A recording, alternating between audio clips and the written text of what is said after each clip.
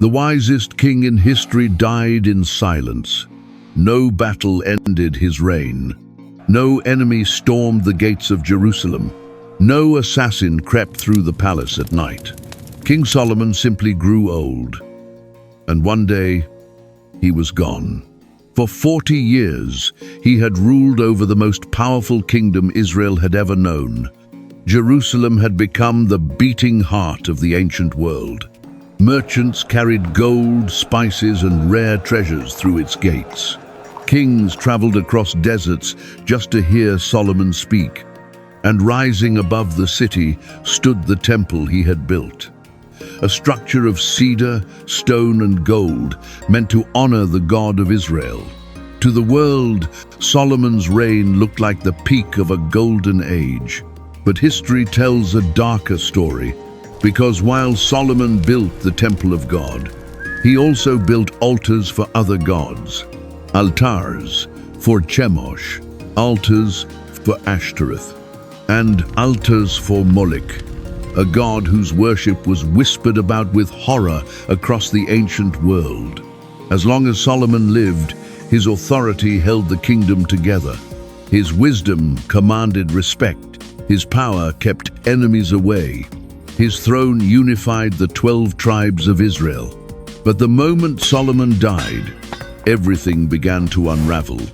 Within a single generation, 5 disasters would shake the kingdom he left behind. A united nation would split in 2. The temple in Jerusalem would slowly lose its power over the people. Economic pressure would divide tribes and fuel rebellion. Foreign gods, once tolerated in secret, would spread openly across the land. And over the centuries that followed, the kingdom Solomon built would move steadily toward its ultimate collapse. The road would end in exile. Tonight on the Forbidden Bible, we uncover the 5 terrifying events that exploded after the death of King Solomon, and how the decisions of one king shaped the fate of an entire nation. You're watching the Forbidden Bible, where the hidden war of angels and demons, the ancient prophecies sealed for the last days, and the forbidden mysteries of Scripture are revealed with cinematic clarity. If you're new here, subscribe and tap the bell icon, because what you're about to discover may change the way you understand heaven, the unseen realm, and your place within it. By the end of his reign, King Solomon was no longer the young ruler who had once asked God for wisdom beneath the night sky at Gibeon. Decades had passed since that famous prayer. The energetic king who had built the temple and unified the kingdom was now an aging monarch, presiding over an empire that had grown vast, wealthy, and increasingly fragile. Jerusalem stood at the center of this empire, like a jewel. The temple gleamed above the city, its golden interior reflecting the light of countless lamps. Nearby stood Solomon's massive royal palace complex, government halls, armories, and fortified gates. Across the land, store cities and military outposts testified to the kingdom's power. Foreign merchants filled Jerusalem's markets. Caravans arrived carrying gold, spices, and exotic goods from distant lands. To the outside world, Solomon's reign looked like the pinnacle of Israel's history. But the strength of a kingdom is rarely measured only by its wealth. Beneath the prosperity, deeper tensions had begun to form. The expansion of Solomon's building projects required enormous resources. Timber was cut from the forests of Lebanon. Stone was quarried from the hills surrounding Jerusalem. And thousands of laborers were drafted from the tribes of Israel to support the king's ambitious construction efforts. Many of these workers came from the northern tribes. Day after day, they left their homes to serve the royal administration, cutting wood, hauling stone, and maintaining the vast infrastructure of the kingdom. At first, Solomon's authority kept complaints quiet. After all, the king's wisdom was legendary. But over time, resentment slowly began to grow. Taxes increased, labor demands expanded, and the northern tribes began to feel that the prosperity of Jerusalem was being built upon their backs. Yet the most dangerous cracks in Solomon's kingdom were not economic, they were spiritual. In the later years of his reign, Solomon's political alliances through marriage began to reshape the religious landscape of Israel. Foreign queens arrived in Jerusalem from neighboring kingdoms. Each brought the gods of her homeland. At first, these beliefs remained private within the royal household. But gradually, Solomon permitted the construction of high places for foreign gods on the hills surrounding Jerusalem. From the courts of the temple, people could look upward and see smoke rising from other altars. Altars not dedicated to the God of Israel, but to gods feared across the ancient world. One of them was Ashtoreth, the goddess worshipped by the Phoenicians and Sidonians. She was known as a goddess of fertility and war. Her temples were not quiet sanctuaries of prayer. They were places of ecstatic ritual, where worshippers believed the favor of the goddess could be gained through sexual rites and sacred prostitution. Another god honored in Solomon's later years was Chemosh, the national deity of Moab. Chemosh was believed to grant victory in battle. Ancient records describe desperate offerings made to him during times of war. Some accounts even speak of kings sacrificing their own sons in attempts to secure his favor. But the darkest worship of all belonged to Molech, the god of the Ammonites. Ancient traditions describe a bronze statue with outstretched arms. Beneath the statue, fires were lit until the metal glowed with heat. Then children were placed upon the burning arms as offerings. While the ritual took place, drums were beaten loudly to drown out their cries. Whether every detail of these accounts occurred regularly or rarely, the reputation of Molech's worship was horrifying enough that later biblical writers condemned it as one of the most detestable practices in the ancient world. And yet, during Solomon's later years, altars connected to these gods stood on the hills overlooking Jerusalem. The temple of the God of Israel stood below, but surrounding it, on the heights, rose the shrines of foreign gods. Among the officials responsible for managing these labor forces was a young and capable leader named Jeroboam. Jeroboam was from the tribe of Ephraim, one of the largest and most influential tribes in northern Israel. The Bible describes him as industrious and strong. Solomon himself recognized his talent and placed him in charge of supervising many of the labor crews drawn from the house of Joseph. This position gave Jeroboam a unique view of the kingdom's growing tensions. He saw the frustration among the workers.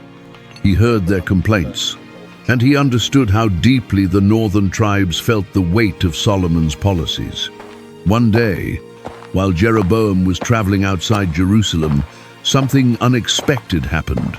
He encountered a prophet named Ahijah. The prophet was wearing a new cloak. Without warning, Ahijah removed the garment and tore it into 12 pieces. Then he handed 10 of those pieces to Jeroboam. The symbolism was unmistakable. According to the prophet, God had declared that the kingdom would be torn apart. 10 tribes would be taken away from the house of David. Only a remnant would remain under Solomon's dynasty, and Jeroboam would rule over the tribes that separated from the kingdom. News of this prophecy eventually reached Solomon. The king understood immediately what it meant. A rival had been marked. A future rebellion had been foretold. Solomon attempted to stop Jeroboam before the prophecy could become reality. But Jeroboam fled south to Egypt, where he remained under the protection of Pharaoh. There he waited, and while Jeroboam lived in exile, Solomon continued to rule Israel during the final years of his life. Yet the warning spoken by Ahijah lingered over the kingdom like a storm gathering on the horizon. Meanwhile, Israel's stability began to weaken in other ways. Old enemies who had once feared Solomon's power began to rise again. Hadad, the Edomite, returned from exile in Egypt and stirred unrest along Israel's southern borders. To the north, a leader named Rezon established control over Damascus and became a persistent enemy of Israel. These threats did not destroy Solomon's kingdom during his lifetime, but they were signs that the peace Israel had enjoyed for decades was beginning to crack. Then, after ruling for 40 years, Solomon died. The Bible records the moment with remarkable simplicity. Solomon rested with his fathers and was buried in the city of David, and his son Rehoboam became king in his place. At first, the transition appeared peaceful. There was no coup, no immediate uprising. The throne of David had passed smoothly from father to son, but the real test of the new king had not yet begun. Across the land, representatives of the tribes of Israel began preparing to gather in a city called Shechem. This ancient city in the north had long been a meeting place for the tribes. Now it would host the coronation of Rehoboam. The people would recognize him as king, just as they had recognized his father before him. But the leaders of Israel had also prepared a request. They would ask the new king to lighten the heavy burdens placed upon them during Solomon's reign. If Rehoboam agreed, the kingdom might remain united. If he refused, everything Solomon had built could collapse overnight. And very soon, in the city of Shechem, the fate of the united kingdom of Israel would be decided. When Solomon died, the kingdom he had ruled for 40 years stood at a fragile crossroads. For decades, his wisdom, authority, and reputation had held the nation together. But the moment that stabilizing force disappeared, the cracks beneath the surface began to widen. The first sign of trouble appeared in the northern city of Shechem. This ancient city had deep roots in Israel's history. Centuries earlier, Joshua had gathered the tribes here to renew their covenant with God. Now the tribes were gathering again, but for a very different reason. Solomon's son Rehoboam had come to Shechem to be officially recognized as king. It should have been a moment of celebration. Instead, it quickly became a moment of confrontation. Representatives from the tribes assembled before the young king. Standing among them was a man who had recently returned from exile in Egypt, Jeroboam. Years earlier, Jeroboam had fled from Solomon after the prophet Ahijah foretold that he would one day rule over 10 tribes of Israel. Now that Solomon was dead, Jeroboam had returned. Many of the northern tribes already saw him as their natural leader. Through Jeroboam, the people presented their request to the new king. Their message was simple and direct. Your father placed a heavy yoke upon us. Now lighten the harsh labor and the heavy taxes he imposed, and we will serve you. It was not rebellion, not yet. It was an opportunity. If Rehoboam responded wisely, the kingdom might remain united. But if he ignored their concerns, everything Solomon had built could collapse overnight. The atmosphere in Shechem was tense. Thousands of men from the tribes of Israel filled the open square. Elders stood together in tight circles, whispering quietly. Farmers, craftsmen, and laborers waited anxiously. For years they had carried the weight of Solomon's taxes and forced labor. Now a new king stood before them, and the future of the kingdom depended on what he would say. Rehoboam did not answer immediately. Instead, he asked the people to return in 3 days. During that time, the young king sought advice. First, He consulted the elders who had served his father Solomon. These older counselors understood the delicate balance holding the kingdom together. They spoke carefully. "If you will be a servant to these people today," they said, "and answer them with kindness, they will serve you faithfully forever." It was wise advice. A single gesture of humility might have preserved the unity of the nation, but Rehoboam rejected it. Instead, he turned to a group of younger advisors, men who had grown up alongside him in the royal court. These men had known only the wealth and power of Solomon's empire. They had never experienced the heavy burdens placed upon the northern tribes. Their advice was very different.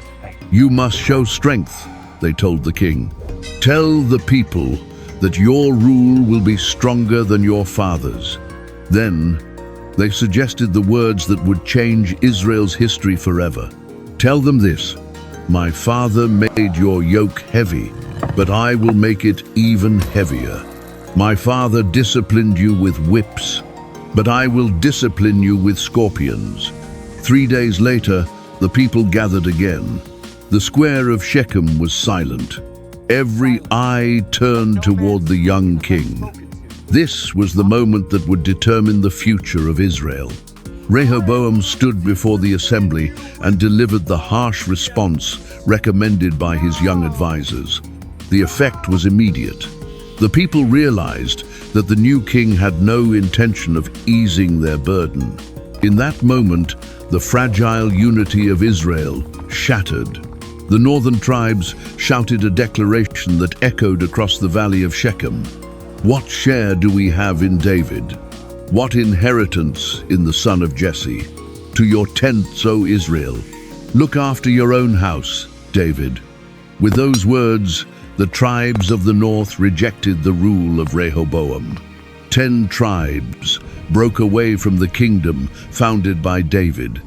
Only Judah and Benjamin remained loyal to the royal house in Jerusalem. The United Kingdom of Israel was no more, but the crisis was not over. Rehoboam refused to accept what had happened. Determined to restore control, he sent an official named Adoram, the man responsible for overseeing forced labor, to confront the rebels. It was a disastrous decision. To the northern tribes, Adoram represented the oppression they had just rejected. The moment he appeared before the crowd, anger exploded. Stones began to fly. Within moments, Adoram lay dead in the dust of Shechem. The first blood of the divided kingdom had been spilled. When the news reached Rehoboam, panic spread among his supporters. The young king quickly climbed into his chariot and fled south to Jerusalem. The rebellion had become irreversible. Soon afterward, the tribes of the north formally crowned Jeroboam as their king. 2 rival kingdoms now stood where one united nation had once existed. In the south, Judah ruled by Rehoboam from Jerusalem.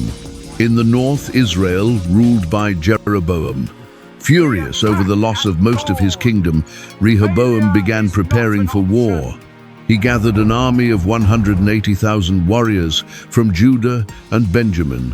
Their mission was clear: march north, defeat the rebels, force the tribes back under the rule of David's dynasty. Civil war seemed inevitable. But before the army could advance, a prophet named Shemaiah delivered an unexpected message. "Do not go up to fight against your brothers," the prophet declared. "This division has come from the Lord." The message stunned the king and his army. If this division was part of God's judgment, then fighting against it would only make matters worse. And so the army turned back. The war never began, but the kingdom remained permanently divided.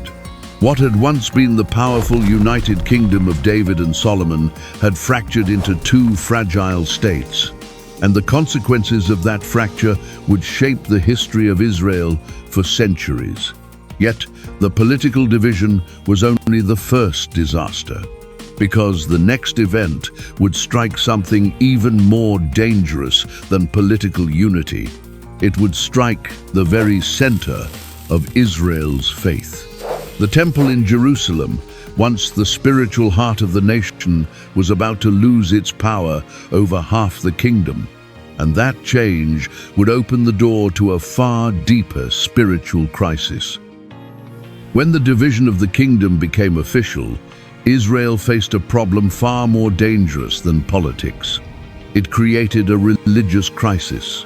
For generations, the spiritual heart of Israel had been located in one place, the temple in Jerusalem. King Solomon had built it as the central place where the people of Israel would worship the God of their ancestors. According to the law of Moses, 3 times each year, every Israelite man was expected to travel to Jerusalem for the great festivals: Passover, Pentecost, and the Feast of Tabernacles. These pilgrimages did more than fulfill religious tradition. They united the nation. Families from every tribe traveled the same roads toward the same city. They offered sacrifices at the same altar. They prayed to the same God. As long as the kingdom remained united, this system held Israel together spiritually as well as politically. But after the kingdom split, everything changed. Jerusalem, the location of the temple, was now part of Judah, the southern kingdom ruled by Rehoboam. For the northern king Jeroboam, this created a dangerous dilemma. If the people of Israel continued traveling south to Jerusalem to worship, their loyalty might slowly return to the dynasty of David. Over time, they might begin to see Rehoboam as their rightful king. And Jeroboam knew exactly what that would mean. He could lose his throne, possibly even his life. The Book of Kings describes the fear that drove his decision. Jeroboam said to himself, "If these people go up to offer sacrifices at the temple of the Lord in Jerusalem, they will again give their allegiance to their Lord Rehoboam, king of Judah." In other words, religion had the power to reunite the kingdom, and Jeroboam could not allow that to happen. So, the king made a decision that would permanently reshape the spiritual identity of Israel. Instead of sending the people to Jerusalem, he created a new religious system within his own kingdom. The first step was dramatic. Jeroboam ordered the creation of 2 golden calves. These idols were placed in 2 strategic locations across the northern kingdom. One was established in Bethel, near the southern border of Israel. The other was placed in Dan, far in the north. These locations were not chosen by accident. Bethel stood close to the border with Judah. For people living in the southern regions of the northern kingdom, it was far easier to travel to Bethel than to continue the longer journey to Jerusalem. Dan served the same purpose for the northern tribes. For those living far from the capital, Dan was the nearest place of worship. Together, these 2 shrines created a religious network covering the entire kingdom. No matter where someone lived in the north, a sanctuary was now within reach. Across the hills of Bethel and Dan, new altars began to rise. Stone platforms were built on the high places. Pilgrims who once walked the long road to Jerusalem now gathered before the golden calves. Smoke from sacrifices drifted upward into the sky. A new center of worship was slowly forming in the northern kingdom. When Jeroboam introduced the new system to the people, his words echoed a troubling moment from Israel's past. "Here are your gods, O Israel," he declared, "who brought you up out of Egypt." The words sounded eerily familiar. Centuries earlier, at Mount Sinai, Aaron had spoken almost the same words when he created the golden calf, while Moses was absent. That moment had nearly destroyed Israel before the nation had even entered the Promised Land. Now, the same symbol of rebellion had returned, But this time, it was not the desperate mistake of frightened people. It was official state policy. Jeroboam had created a state-sponsored religion. The changes did not stop with the golden calves. He built shrines at the high places throughout the land. He appointed priests from among the common people instead of choosing them from the tribe of Levi, breaking the priesthood established by the law of Moses. Then Jeroboam established a new religious festival designed to imitate the Feast of Tabernacles, celebrated in Jerusalem. Everything about the system was meant to feel familiar. The sacrifices continued. The rituals looked similar. The festivals still brought crowds together. But the center of worship had shifted away from the temple of the Lord. Slowly, the influence of Jerusalem began to fade across the northern kingdom. For many ordinary families, the new system felt easier. Traveling to Jerusalem required long journeys and expense. Bethel and Dan were closer. The new priests conducted sacrifices. The festivals continued. Life seemed almost unchanged. But spiritually, something profound had shifted. The covenant that once united the tribes around the temple had been broken. Two kingdoms now followed two different religious paths. In Judah, the temple in Jerusalem remained the center of worship. But in Israel, the golden calves became symbols of national identity. From the hills of Bethel, travelers could look south toward the distant mountains of Judah. Somewhere beyond those hills stood Jerusalem. Within its walls, the temple of the Lord still stood, but fewer pilgrims walked its roads. Fewer sacrifices were brought to its altar. The spiritual center of the nation was losing its influence. The Book of Kings later summarizes this turning point with a phrase repeated again and again when describing the rulers of the northern kingdom. They walked in the sins of Jeroboam. Generation after generation of kings continued the religious system Jeroboam had created. What began as a political solution became a lasting spiritual corruption. And once that corruption took root, it opened the door to something even darker, because weakening the authority of the temple did more than divide Israel's worship. It shattered the foundation that had once held the nation together. For centuries, Israel had been united by one God, one covenant, and one place of worship. Now that unity was gone, two kingdoms stood where one nation had once existed. Two systems of power, two different paths of faith. And slowly, the consequences spread far beyond religion. Because the same decisions that divided Israel spiritually were beginning to weaken the kingdom in another way. Trade routes shifted. Taxes grew heavier. The burden placed on ordinary people continued to grow. The golden age of Solomon was quietly turning into something very different. And the next disaster would not begin in temples or altars. It would begin in the very economic foundation of the kingdom itself. The prosperity that once made Israel powerful was about to become the force that slowly tore it apart. The religious division of Israel did not remain only a spiritual problem. It soon began to affect the daily lives of ordinary people. For decades during Solomon's reign, Israel had experienced extraordinary prosperity. Trade routes crossed the land connecting Egypt, Arabia, and the great empires to the north. Caravans carrying spices, gold, and precious goods moved through Israelite cities. Merchants from Phoenicia arrived with cedar wood and luxury products. Foreign traders passed through the region on their way between continents. Jerusalem grew into one of the most impressive capitals of the ancient world.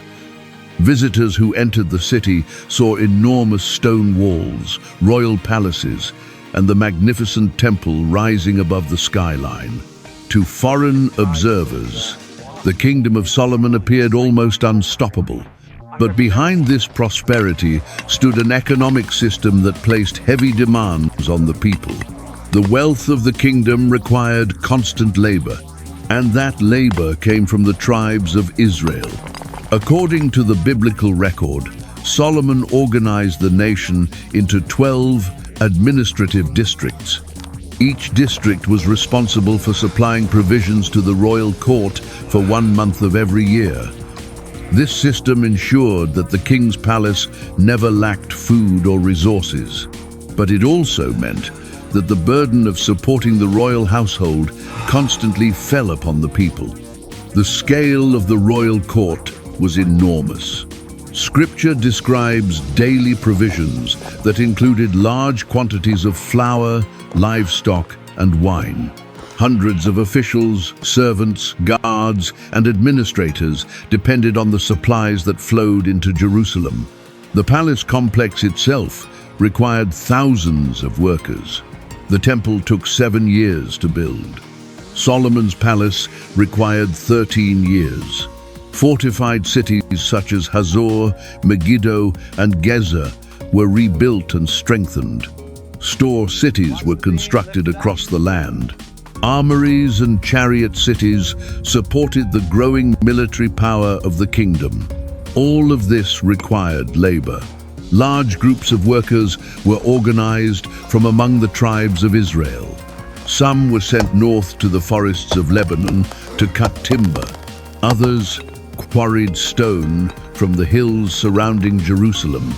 Many spent months working on royal construction projects. For the royal court, these projects symbolized power and prosperity.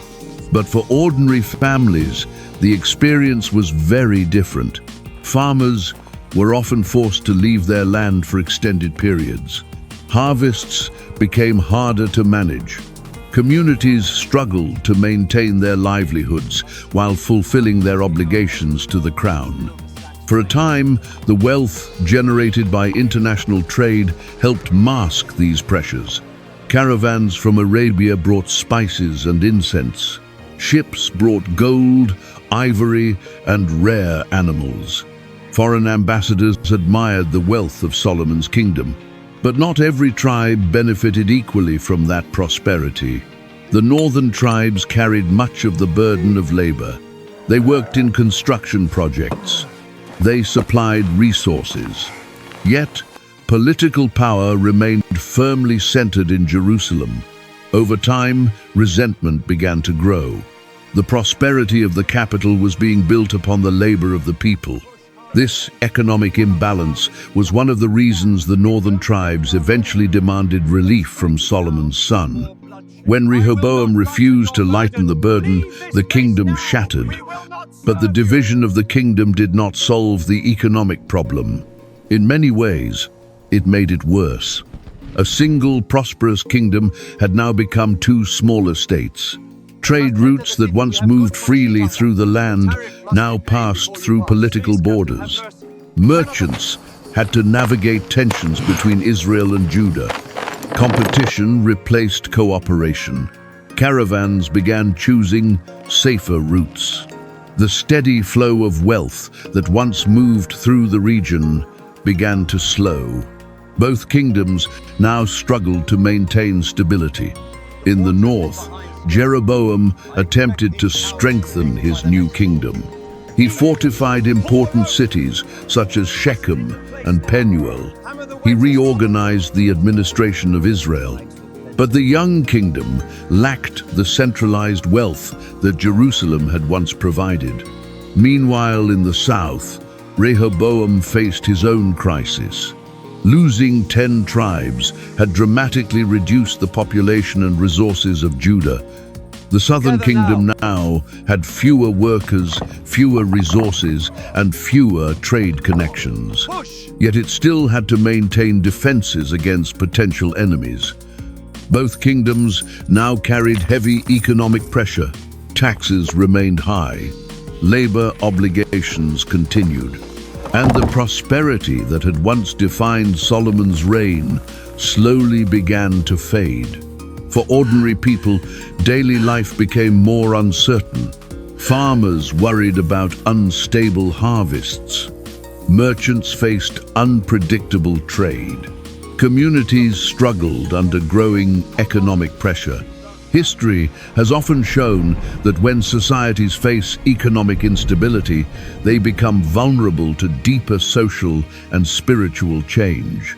In times of hardship, people begin searching for protection in new places. They seek gods who promise rain, gods who promise fertility, gods who promise victory in war. The economic pressure slowly created fertile ground for spiritual corruption. Foreign religious influences began spreading more easily across the land. Altars appeared in villages. Shrines rose in the hills. Rituals imported from neighboring cultures began attracting followers. The same foreign influences that had entered Israel through Solomon's alliances were now spreading among the people themselves.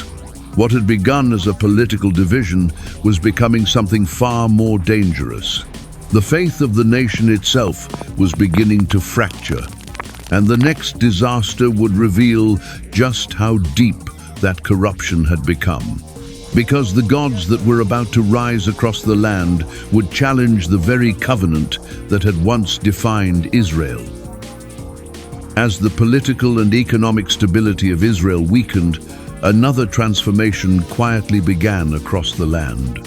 At first it was subtle, less visible than armies or taxes, but far more dangerous. The spiritual identity of the nation itself was beginning to change. For generations, the people of Israel had worshipped one God. The covenant given through Moses defined their laws, their festivals, and their understanding of the world. Jerusalem stood as the center of that covenant. But now the kingdom was divided, and once the authority of the temple weakened, other influences began to rise. Jeroboam's golden calves had already shifted the focus of worship away from Jerusalem. But those calves were only the beginning. Across the northern kingdom, new shrines slowly began appearing. Small altars were built on hilltops. Sacred groves appeared near villages. Local shrines began attracting people seeking blessings for their crops and families. Many of these practices were influenced by the religions of neighboring cultures. Among the most influential was the worship of Baal. In the ancient Near East, Baal was believed to control storms and fertility. Farmers prayed to him for rain. Villages offered sacrifices in hopes of good harvests. In times of drought, many believed Baal controlled the storms that determined whether crops would survive. Alongside Baal worship came the cult of Asherah. Asherah was often associated with fertility and motherhood. Wooden poles representing the goddess were erected beside shrines. Rituals connected with fertility were believed to bring prosperity to families and fields. For people struggling under economic pressure, such promises could be extremely tempting. When harvests were uncertain and taxes remained heavy, the promise of divine help for crops and livestock carried enormous appeal. As these foreign practices spread, the religious landscape of Israel began to change in ways that would have shocked earlier generations. On hills overlooking villages, small shrines appeared where none had stood before. Stone altars were built among groves of trees. Wooden poles dedicated to Asherah stood beside them. At certain seasons of the year, crowds gathered at these sites for rituals connected with fertility and prosperity. Torches lit the hillsides at night. Music and chanting filled the air. For many people, these ceremonies felt powerful and immediate. They promised rain for dry fields. They promised healthy livestock. They promised children for struggling families. And in a time of economic uncertainty, such promises carried enormous influence. Yet these practices stood in direct conflict with the covenant that had defined Israel for centuries. The law given through Moses had repeatedly warned against adopting the religious practices of surrounding nations. But once the kingdom divided, enforcing that covenant became increasingly difficult. The temple in Jerusalem no longer stood at the center of national life for everyone. And in the northern kingdom, the alternative religious system created by Jeroboam left space for other influences to grow. What had begun with golden calves was now expanding into something far more dangerous. Altars multiplied. Shrines spread across the countryside. Local leaders sometimes encouraged these practices, believing they could strengthen their communities. Over time, the worship of foreign gods became woven into everyday life. And this transformation did not happen overnight. It spread slowly, generation by generation. Many people did not see themselves as abandoning their faith completely. Instead, they mixed traditions. They prayed to the God of Israel in one moment and sought help from other gods in another. But the prophets would later make it clear that such compromise carried dangerous consequences, because the covenant was never meant to be shared. The God of Israel had called the nation to exclusive loyalty, and abandoning that loyalty would eventually bring judgment. The spiritual corruption spreading across the land was quietly preparing the stage for some of the most dramatic confrontations in Israel's history. Prophets would rise to challenge kings. Altars would be destroyed. Entire dynasties would collapse. But those events still lay in the future. For now, the corruption was spreading silently, and the divided kingdoms of Israel and Judah were becoming increasingly vulnerable. Across the ancient Near East, powerful empires were rising. Armies were expanding. Kings were building ambitions that stretched far beyond their own borders. And the divided kingdom of Israel was standing directly in their path. Soon, foreign armies would march across the same land where these shrines now stood. And when those empires finally turned their attention toward Israel, the consequences would reshape the history of the region forever. The political division of Israel, the economic strain on its people, and the slow corruption of its faith did not destroy the nation overnight. The consequences unfolded slowly, year after year, generation after generation. At first, life appeared to continue as usual. Cities remained active. Markets opened each morning. Farmers planted their fields. Kings still ruled from their capitals. But beneath the surface, the stability of both kingdoms was weakening. Because once the unity of Israel had been broken, the nation became vulnerable to forces far greater than internal politics. Across the ancient Near East, powerful empires were rising. Armies were expanding. Kings were building ambitions that stretched far beyond their own borders. And the divided kingdoms of Israel and Judah stood directly in the path of those ambitions. The first great shock came from the north. During the 8th century before Christ, the Assyrian Empire began expanding across the region. Assyria was unlike most kingdoms Israel had faced before. Its armies were disciplined. Its warfare was brutal.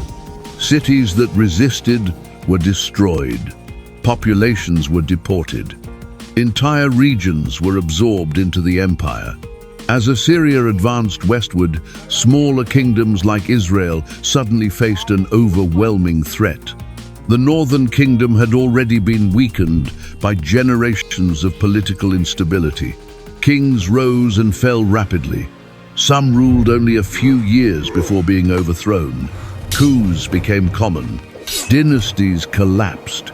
Meanwhile, the spiritual corruption described by the prophets continued to deepen. The worship of Baal remained widespread.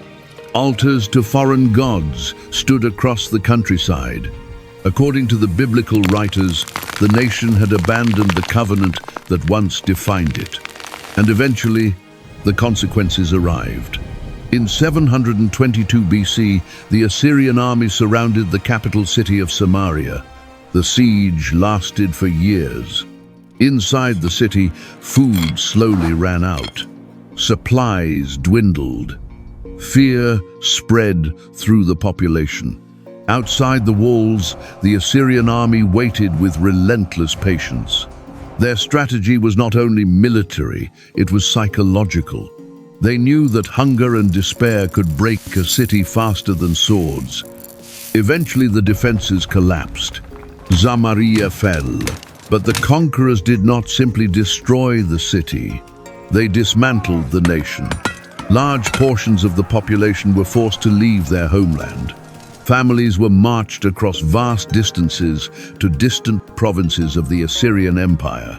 At the same time, foreign populations from other conquered regions were brought into the territory. Over time, cultures mixed, languages blended. The identity of the northern tribes slowly disappeared.